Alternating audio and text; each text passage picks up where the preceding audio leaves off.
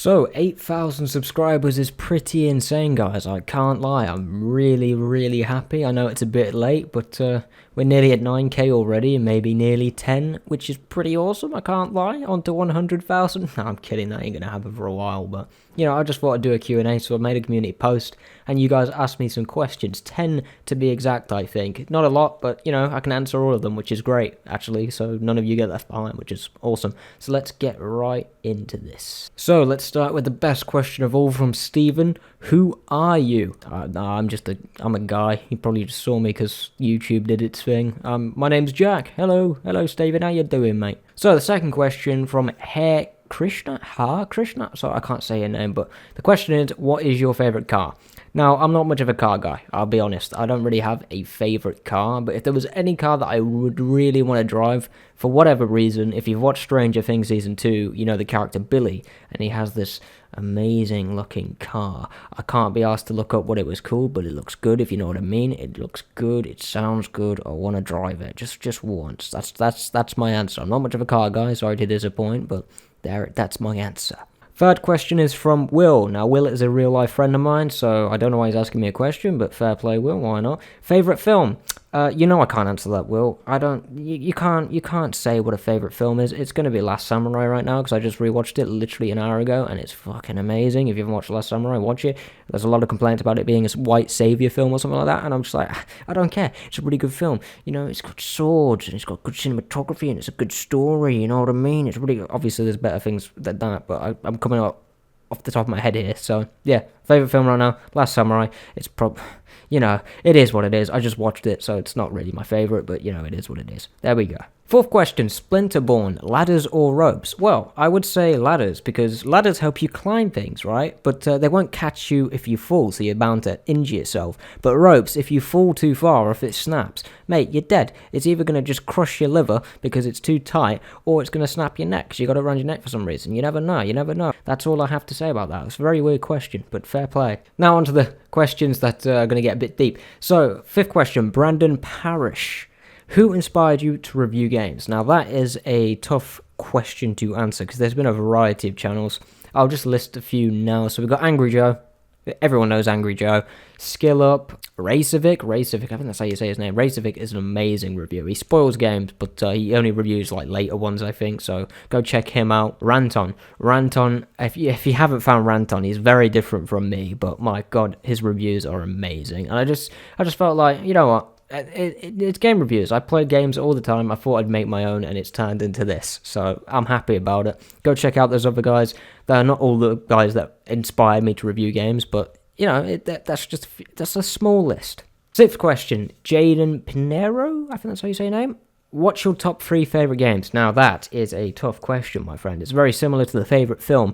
I can't really list off what my favorite games are, like definitively, but I guess talking from a point of what affected me the most since I was a kid, I would say this. Right, number 3, it's Naruto Shippuden Ultimate Ninja Storm 2. Now, hear me out. If you probably don't know what that is. If you do, you probably watch anime, you played the games properly. But that game, as a kid, butterflies in my stomach when my mom bought me it. I was just like, nah, there's never been a feeling like it since. Never. Number 2, it's tough. It's between Ghost of Tsushima or Last of Us right now. I'm going to give number 2 to Ghost of Tsushima because it's fairly new. It didn't leave as much of an impact on me as The Last of Us did, because that came at a time when I kind of needed a game like that, and that's kind of what pushed me forward to more Sony exclusives. But Ghost of Tsushima is number 2 because I love that game. I've said it so many times on this channel. It was my favorite for like months, but the more I look back on it, I'm like, is it my favorite? You know what I mean? And then the first one is The Last of Us. I'll probably make a much deeper review on that game eventually. I made a quick one for the Should You Buy stuff, but I'm thinking about doing a full in-depth one because I've done that on a different channel. That channel's dead now. So yeah, those are my top 3. So, number 7 is from Chad Shinobi. What's your favorite gaming memory / moment engraved in your mind, whether it may be a childhood game or a recent one? Also, your favorite game of all time. I can't answer that bit. I technically just did with the other question, but you know what I mean. I've explained why I can't really answer that definitively. But my favorite gaming moment, well, from ones that affected me as a kid, I could say The Last of Us ending, but I'm gonna say the Assassin's Creed 2 intro when you're on top of the building and the music starts blaring and then you get the title sequence. That just, I don't know what it is about that, but I will remember that for the rest of my fucking life. It was amazing. I was like 9 years old at the time and I still remember it. And the best part is my stepsister bought me that, and she's not exactly stable in the head right now, so that's probably why it's more of a memory that I'll never kind of forget because of the different elements to it. But that's my favorite gaming memory right now. It may change, you never know. So number 8 is Jordan. What first got you into video games? Good question. I don't really know. It's kind of been, wow, it's a bit cringy to say, but I kind of came out of the womb playing games. I can't remember a time where I wasn't. You know what I mean? It kind of just happened. My first console was the Dreamcast. You probably, if you know the Dreamcast, you're one of me, mate. You're just another version of me, because I don't know many people who know what the Dreamcast is. But I had the Dreamcast. That was my first console. Then I moved on to GameCube, and then PlayStation 2, and then Xbox, and the rest is history. So that's kind of what my answer is. I can't really give you a definitive answer. I guess I could say my cousin, because my oldest memory of gaming with someone else is definitely my cousin. So probably my cousin. Yeah, we'll go with that, Jordan. I hope that answers your question. So number 9 is from Aiden Cruz. What made you decide to make game reviews? That is a complicated question. I've been on YouTube since 2016. I've had many failures in terms of content ideas, channel ideas, but I always kind of pushed through, and I always thought there would be something that comes out. And I always ignored video game reviews because I thought it was too saturated, and I couldn't come up with an idea that would separate me from, the thousands of other reviews on this platform, until I came up with the whole classic game reviews, and then that's kind of spiraled into what it is. So I guess it's just a passion for something that I kind of ignored for a long time. I kind of just saw gaming as, yep, hop on every day, chill, play a couple single-player games, that's that. I go to bed, I've wasted 10 hours of my life. But in the end, it's come to be quite useful in my life, especially financially. This YouTube channel's really helped me out. And that's kind of my answer. I can't really definitively give you an answer. It kind of just naturally happened. It's one of those things in life. You don't expect it, but it kind of just comes anyway. It's a blur, basically. I hope that answers your question. No, that's not exactly very straight to the point, but yeah, that's kind of my answer. Number 10, Will Elliott. What do you hate the most about the gaming industry? Now, I've said this plenty of times. It's got to be the microtransactions. I remember 2013. That's when I first started playing FIFA, because everyone was on FIFA. I was 13 years old, and I immediately saw what was going on. Even as a 13-year-old, I saw the future of this industry turning into what it has become.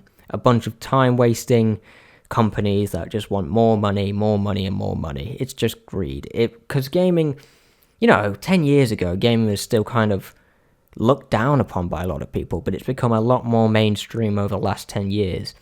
And that in that instance, naturally, greed will come with it. And I kind of saw this coming, so it's got to be the microtransactions. I guess I could say EA, because EA kind of started this all. So yeah, I say EA. I hate EA, but I hate microtransactions. I also heavily dislike the way people are treated in these companies right now. Ubisoft, all those allegations, Activision Blizzard, some of the stuff I've heard about them is just horrible. And we take gaming for granted. These take years to make. So I can sit here and say, oh, well, the gameplay wasn't that good, or the story wasn't that good. But at the end of the day, people put their lives into this. 2 years, 3 years, 4 years of their lives. Especially Last of Us 2, I was quite critical when it first came out. But people spent 4 or 5 years of their life on that game. And, that's always in the back of my head. There's people behind this, people that have suffered hours of crunch to make this thing I'm now moaning about. That's always in the back of my head, but I got to push through that and just be critical and just make it clear. I'm sorry, but it was kind of wasted. Well, I'm not talking about Last of Us 2. Some parts of that game, sure, some of it sucks, but I won't get into that right now. But yeah, that's my answer, Will. Thank you for the question. And lastly, Isaac. Since you review older games, how do you choose the next video material? Personal favorites, popularity, or just games you already have and played one by one? If the latter is the case, are you planning to make reviews about older games you haven't played yet? That is a very good question. Tough one to answer. So Since I review all the games, how do you choose the next video material? Well, at first, when I started this channel back in January of last year, I kind of started out just doing what I wanted. I just kind of made a couple game reviews. I was like, wow, okay, I kind of like this, but the video quality wasn't that great. And then I decided to think, okay, these videos are not going to reach many people if I don't target the audience properly. So I targeted YouTube search, and in that case, I had to figure out what would people be interested in? What games are currently trending? What's this, that? What's the game that people are searching right now that not many people are talking about? And that's kind of where it started. And then I came up with the should you buy thing. And the first time I did that, it was a Dishonored video, I think, and it did really, really well. And that's kind of where I've gone forward now. I just pick out a game that I think is on sale or is currently being searched a lot, and I make a video on it. But recently, now that I've gained the subscribers that I needed to just kind of do what I wanted, I can upload games that I'm just interested in and games that I haven't played yet that I don't need to make sure are on sale, if you know what I mean. I hope that answers that. But that's how it started. With the personal favorites popularity, it all comes into play. Every single video that I make, it all comes into play. Especially, like, Cyberpunk is a very good example. That's the first big hit on my channel. That video is at like 210,000 views now. That was when I had like 700 subscribers. So that was the biggest hit, and that was a combination of popularity and, well, controversy as well. So every video has that kind of element in it. I always have to think about that because I'm spending hours and hours playing through these games to get it done. And, if it doesn't work out, it doesn't work out, but I'd prefer it to work out.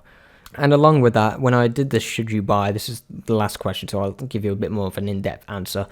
The should you buy thing really worked out for me, and I kept doing that for like a month and a half. And then I started searching it up on YouTube, and I realized, oh no, I'm basically a copy of someone else, and that person is Master Assassin. And I checked out his channel, and his whole thing after like a year of his channel was, should you buy, is this game worth it? I was just like, oh no. So I had a decision to make. Do I cut this off and completely come up with a new idea, or I just keep going? And I ended up keeping going, and I hope he's cool with it. I haven't messaged him. If he's watching this, hi, sorry, I didn't realize this was kind of your thing at the start. But, he doesn't own the title, but, you're still in the back of your head just like, Christ, I hope he doesn't hate me. You know what I mean? But yeah, that's it. 8,000 subscribers. I hope I answered your questions good enough. I've never done this really before, so I hope I've done well. If not, it is what it is. I hope you watch it. I hope you enjoyed it. And if you have any more questions, drop them down below, and I'll probably do a Q&A at 9K or 10K, depending on how long it takes. Thank you for watching.